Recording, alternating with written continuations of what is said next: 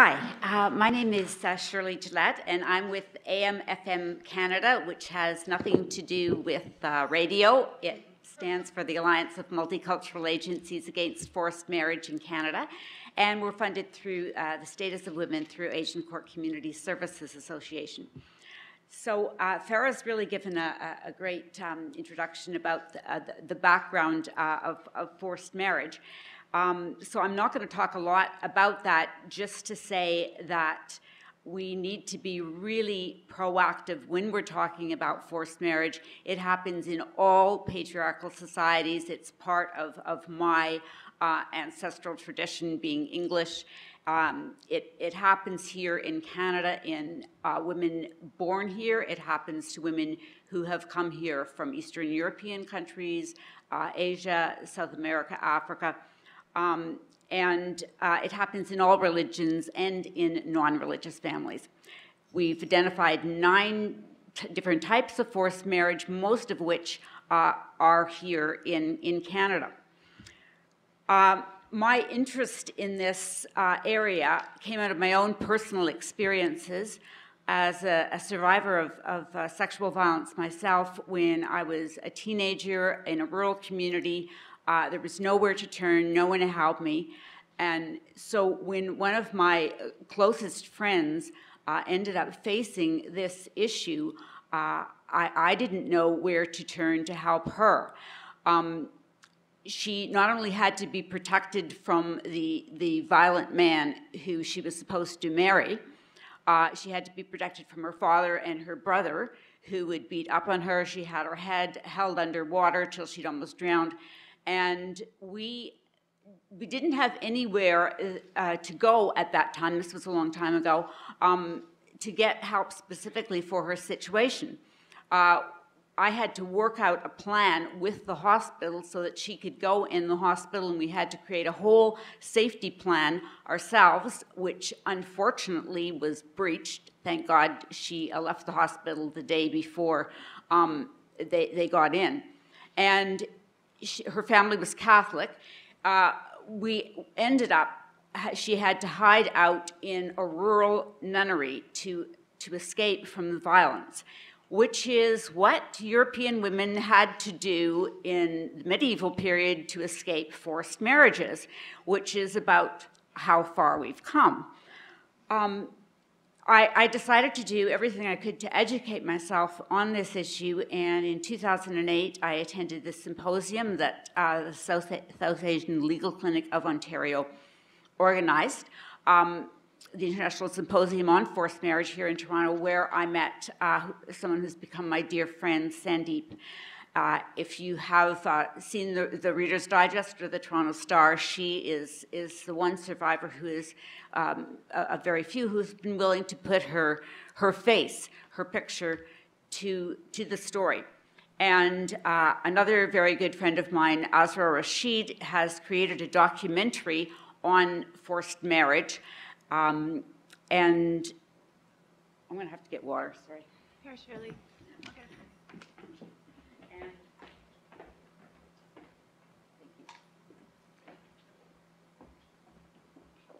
And this documentary that she's created, we have taken part of that documentary, an 8-minute segment, to introduce this into ESL classes.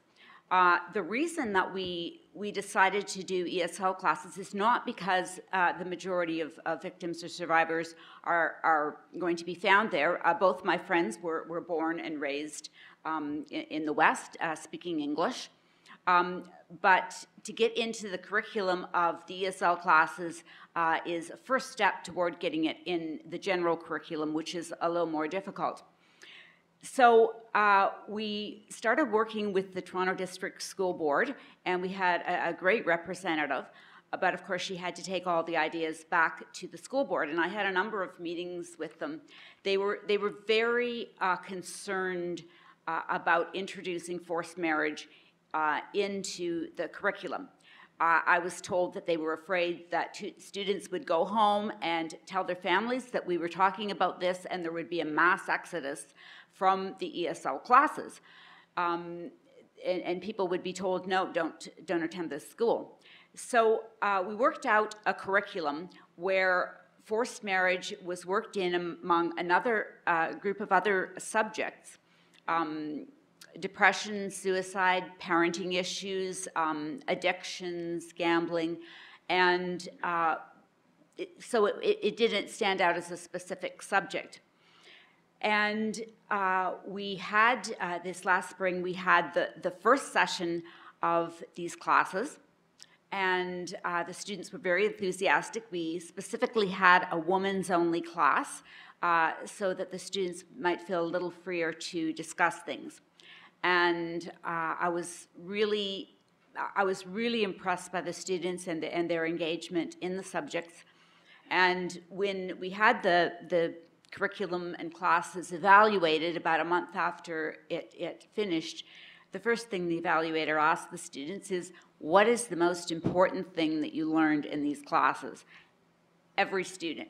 Forced marriage. We learned about forced marriage. Nobody talks about this. We need to talk about this.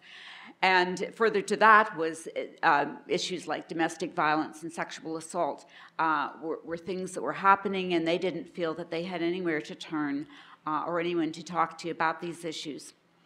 So we're going back into the schools with an expanded curriculum and dealing with other issues. I would have liked to show the video, but it was an 8-minute video, and an 8-minute video in a 10-minute presentation is not going to work. But Sandeep's story involves a lot of different things. It involves her forced marriage. It involves the violence that occurred in that marriage, including sexual assault. And it also involves her being given a sexually transmitted infection by the man she was forced to marry. So we have set the curriculum up so that if a particular teacher or school board does not feel comfortable teaching forced marriage directly, they can use the DVD, which gives all the information about forced marriage and what she did about it. It gives them all this information, and it can be situated in a class on parenting, where we have a series of videos about different parenting difficulties that immigrants have in Canada. For instance, a single mother leaving her child at home with another child and explaining to them why this is against the law in Canada and the consequences of this, and looking for different alternatives to that. And it moves up into the teenage years when Sandeep was first married, and you can look at it from a parenting point of view. We've also got a specific curriculum if they want to introduce it on dealing with sexually transmitted infections, and another if they want to deal with it during a class on domestic abuse or on sexual assault. And further to that, we're working on a website which we hope will be launched soon. We've had a lot of excitement and participation. We have volunteers on our project who are young women at risk. They don't tell their parents that they're volunteering on a forced marriage project. But some people have said to me, you know, isn't this kind of depressing work? And I say absolutely not. The excitement that I have had from these young women that somebody is actually dealing with these issues, it's so wonderful. And we need to situate this as an issue of violence against women as just a form of domestic violence and not exotify it. This is something that you know, women face just as they can face sexual assault or dating violence. And we have had a film. I don't know if anyone has seen Leaving Bountiful, but it is the story of a woman from Bountiful, BC, the polygamous community. She was forced into 3 marriages as a young woman, and it's about her story and the courage to leave, which the producers have kindly allowed us to have on the website. And we're trying to show the breadth and the fact that it doesn't happen to one particular community. I think we're most familiar with it in the South Asian community, mainly because it's been the South Asian community here that has led on dealing with forced marriage. But I have had women speak to me from Russian Orthodox Jewish backgrounds, women from Hungary who had to escape the country when her father tried to force her into a marriage at 17 years of age. So we're going through with these interventions, and I'm really appreciative to all the organizations that are part of the network of agencies against forced marriage, who've given us so much support. And in this community, everyone shares their information with everyone else and the resources. And I just think that one of the main things we have to do is we just have to start a conversation about this. I talk to people at bus stops, I talk to people in the checkout at the Dollarama, and there's a great interest in it. And I usually get one of two reactions. Either, this is happening here? Yes, it's happening to thousands of people here. The other reaction that I get is, oh yes, that happened to somebody in my group. She was talking about that.